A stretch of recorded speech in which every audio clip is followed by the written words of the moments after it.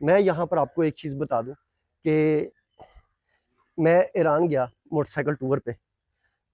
तो 16 दोस्त थे हम।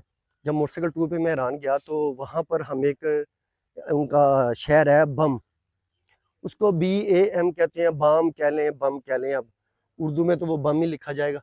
तो उसमें जब हम गए हैं ना, तो एक उसमें मट्टी का किला है, बहुत बड़ा। उसे कहते हैं कि ये दुनिया का सबसे बड़ा किला है मट्टी का। ठीक है जी। अब सूरज थोड़ा सा ऐसे हो गया है कि मुझे ना वो पता नहीं चल रहा कि आपको किधर से सही नजर आ रहा है। तो वो किला है, उसको मट्टी का किला है वो, उसके अंदर। जब हम उस किले में पहुंचे ना उसको देखने के लिए, तो उसके बीच में एक बहुत बड़ा प्लाट था, बहुत बड़ा प्लाट था। इतना ही बड़ा कह लें कि जितना ये एक प्लाट इसको कह लें आप, ये इतना बड़ा प्लाट था जिसके ऊपर ये मकबरा बना है। तो उसने वहाँ पर, वो था गाइड हुसैन। हुसैन ने हमें बताया कि ये यहाँ पर जो फौज है ना वो खड़ी होती थी, और यहाँ पर खड़े होकर जो कमांडर है ना वो उनसे बात किया करता था। तो अब सवाल ये था कि इतने बड़े प्लाट में खड़ा होकर वो बंदा बात करेगा, कमांडर बात करेगा, या हेड जो बात करेगा, तो वो आखिरी सिपाही को कैसे सुनेंगे। तो वो कहते हैं जी इसका हम आपको डेमो देते हैं। हमारे दो लड़कों को वो कोनों पे पहुंचाया गया, एक को राइट पे एक को लेफ्ट पे।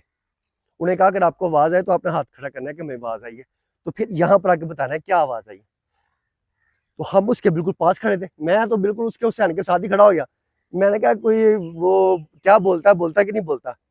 तो उसने हमें कहा कि हम आपको बड़े आराम से, इतने आराम से कहा कि वो मेरे तक आवाज बस समझे मुश्किल से आई, आई मुझे आवाज। तो कहता है जी हम आपको ईरान में खुश आमदीद कहते हैं। ये उन्होंने जुमले याद किए हुए हैं। तो बात खत्म हो गई। उसने इशारा किया कि हाँ आवाज आई, उसने हाथ खड़ा किया, दूसरे भी खड़ा किया।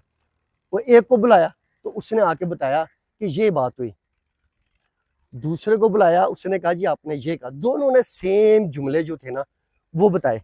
चले मकबरे से थोड़ा सा नीचे उतरते ताकि आपको थोड़ा सा हरियाली भी देखने को मिले। और ट्रैक्टर चल रहा है वहां पर, कटिंग हो रही है, उसकी आवाज भी आपको सुनने को मिलेगी। अब माजरत चाहता हूँ। तो वहां पर जो है ना वो, अब उसको देख के थोड़ा सा हैरान होता। तो फिर ये जो बात मैं आपको आप बता रहा हूँ ये माननी पड़ती है कि ऐसी कंस्ट्रक्शन थी कि जब ऐसे ही कोई साउंड सिस्टम की जरूरत भी नहीं थी, मगर आवाज वहां तक पहुंचती थी। जैसे अभी लोग जो होते हैं वो जब बिल्डिंग बनाते हैं तो उसको जलजिला प्रूफ करने के लिए उसकी मेरे ख्याल में सिर्फ डायरेक्शन चेंज करते हैं तो वो जलजिला प्रूफ हो जाती है। तो इसी तरह ही ये जो था ना सिस्टम, ये यहाँ पर भी था। और इस तरफ 5 किलोमीटर दूर इस साइड पे, अब मीनारों के ऊपर जाने की इजाज़त उन्होंने नहीं दी। मैं पहले कई बार यहाँ पर गया हूँ, तो अगर वहाँ पर जाते तो मैं आपको दिखाता। तो यहाँ पर जो है वो उन्होंने 5 किलोमीटर दूर वो आइनों की मदद से बात करते थे। तो ये बात माननी पड़ेगी क्योंकि इसका कि डेमो जो है वो मैंने वहाँ पर ईरान में देखा है।